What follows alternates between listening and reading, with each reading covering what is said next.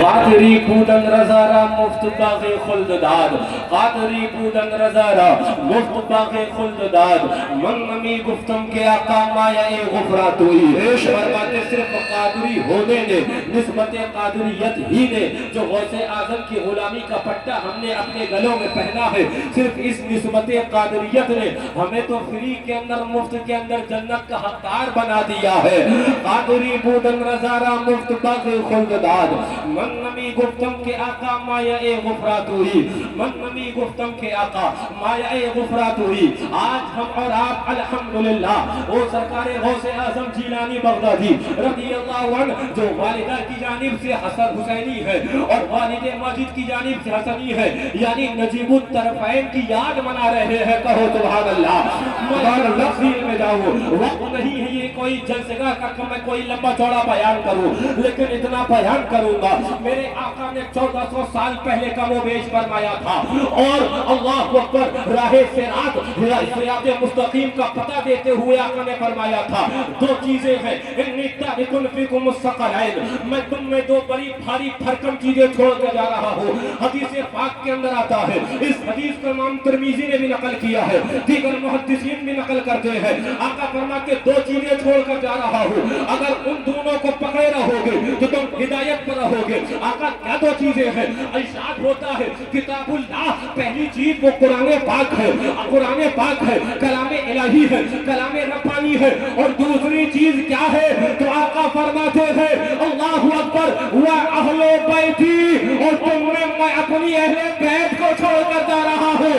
یاد رکھنا الحمدللہ ہمارے ایک ہاتھ کے اندر قرآن ہے، ایک ہاتھ کے اندر دستور قرآن ہے، ایک ہاتھ پر عمل قرآن ہے، اور دوسرے ہاتھ میں میرے آقا نے کہا تھا اہل بیت کو بھی مت چھوڑ دینا، تو ہمارے ہاتھ میں دامن حسین بھی ہے، ہمارے ہاتھ میں دامن حسن بھی ہے، ہمارے ہاتھ میں دامن غوث اعظم ہے، دامن غریب النواز ہے، اور ہم کہتے ہیں اعلان کر کر ہمیں یہی تو راہ نجات ہے، ایک ہاتھ میں قرآن ہے، ایک ہاتھ میں دامن اہل بیت۔ نعرہ تکبیر، نعرہ رسالت، فیضان اہل بیت کرام، فیضان اہل بیت کرام، نعرہ حیدری۔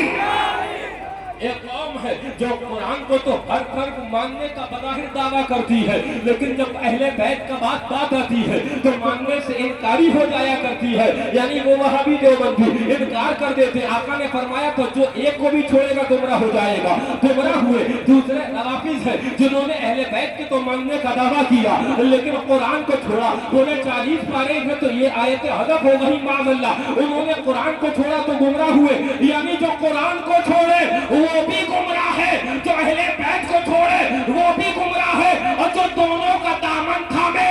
اور الحمدللہ آج علاقہ سعد اللہ نگر کا یہ خوش عقیدہ مسلمان یہ اعلان کر رہا ہے کہ ابھی مہینہ بھر پہلے جب عید میلاد النبی کا جلوس گزرا، ہم نے ثابت کیا ہمارے ہاتھوں میں دامن مصطفیٰ ہے، اور آج یہ ثابت کر رہے ہیں ہاتھوں میں نبی کی اہل بیت کا بھی دامن۔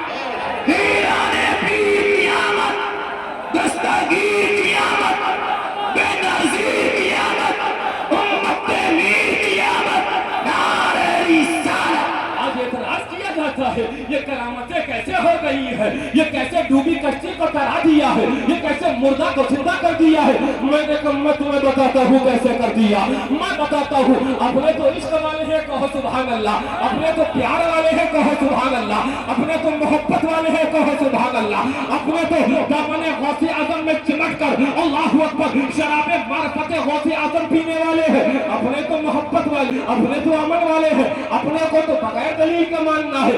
لیکن میں اور آپ کو بتانے لگ گیا، یہ دیکھو صحیح بخاری ہے اور حدیث نمبر 1206 ہے، 1206 ہے، صحیح بخاری ہے۔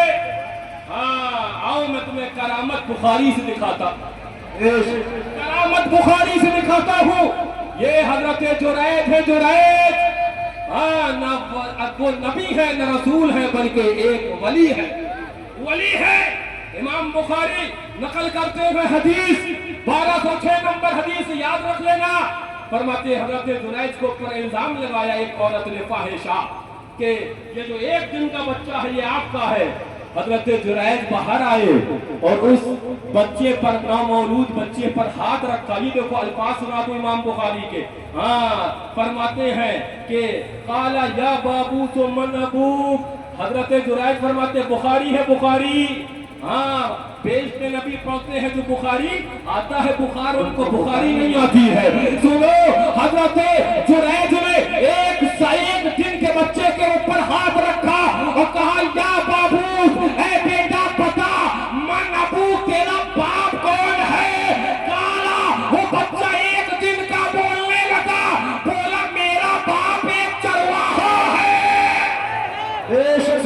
حضرت جنید کی کرامت ہے. بولے کشتی کو کیسے ترا دیا؟ میں نے کہا جیسے حضرت جنید نے ایک دن کے بچے کو بلوا دیا. بولے یہ مردے کو کیسے زندہ کر دیا؟ میں نے کہا جیسے کہ حضرت جنید نے ایک دن بچے کو بلوا دیا ویسے ہی غوث اعظم نے مردے کو زندہ فرما دیا. میں تفصیل میں جاؤں تو وقت نہیں ہے لیکن بیان تو کروں گا. اب آپ قرآن میں چلتے ہیں. اب کرامت میں قرآن سے دکھاتا ہوں. حضرت سلیمان علیہ السلام ہے. حضرت سلیمان علیہ السلام ہے. دلیلیں تو اتنی ہیں اور اپنے تو دلیل وہ ایمان والوں کو دیتے ہیں نا. سنو حضرت سلیمان علیہ السلام ہے. فرماتے ہیں مجھے ملکہ بلقیس کا تخت چاہیے ہے. قرآن قال عفریت من الجن. ایک سرکش جن نے کہا قرآن کی آیت ہے میں لا دوں گا. کب تک؟ کہا سورج ڈوبنے سے پہلے. کہا نہیں مجھے اس سے پہلے چاہیے ہے. میں تفصیل میں نہ جاؤں بس سمجھ لو کہ نبی ہو کر حضرت سلیمان علیہ السلام امتی سے مانگ سکتے ہیں تو امتی نبی سے کیوں نہیں مانگ سکتے؟ عقل ہوتی تو خدا سے نہ لڑائی لیتے. یہ گھٹائیں اسے منظور بڑھانا تیرا. بادلوں سے کہیں رکتی ہے کڑکتی بجلی. ڈھالیں چھٹ جاتی ہے آتا ہے جو عیلہ تیرا. اللہ اکبر تو اپنے وقت کا صدیق اکبر. غنی جو حیدر و عادل ہے یا غوث. فرماتے مجھے اس سے پہلے چاہیے. قرآن ہے قرآن. کہا حضرت آصف بن برقیہ ایک اللہ والے اڑ گئے. سبحان اللہ. قرآن تو اللہ والوں کی بات کر رہا. سبحان اللہ سبحان اللہ. وسیلے کی بات کر رہا. وابتغوا الیہ الوسیلہ. آؤ وسیلہ لے لو. یہ جو جلوس میں نکلے ہیں یہی تو وسیلہ لینے نکلے ہیں. قرآن تو محبت کی بات کر رہا ہے. وہ کون لوگ ہیں جو قرآن سے دشمنی کی بات کیا کرتے ہیں؟ وہ کون لوگ ہیں جو قرآن سے نفرتوں کی بات؟ قرآن تو محبت کی بات کر رہا ہے. حضرت سلیمان علیہ السلام کہا کہ مجھے اس سے پہلے چاہیے ہے. حضرت آصف بن برقیہ اٹھے. کہا کہ حضور میں لا دوں گا. کہا کب تک؟ کہا قبل ان یرتد الیک طرفک. حضور آپ کی پلک نہیں جھپکنے پائے گی تب یہاں لا دوں گا. سبحان اللہ سبحان اللہ سبحان اللہ. ہزاروں میل کے فاصلے پر ہے. 7 کمروں میں بند ہے. ہر کمرے میں نیا قفل ہے نیا تالا ہے. لیکن ایک اللہ والا کہہ رہا ہے پلک جھپکنے سے پہلے وہ بلقیس ملکہ کا تخت لا کر رکھ دوں گا. میں کہنے لگ گیا حضرت آصف بن برقیہ یہاں رہ کر وہ لا سکتے ہیں تو اگر ہم غوث اعظم کے دیوانے غوث اعظم کو پکارے تو یہاں ہند میں رہ کر وہ بغداد سے مدد کر. دیکھو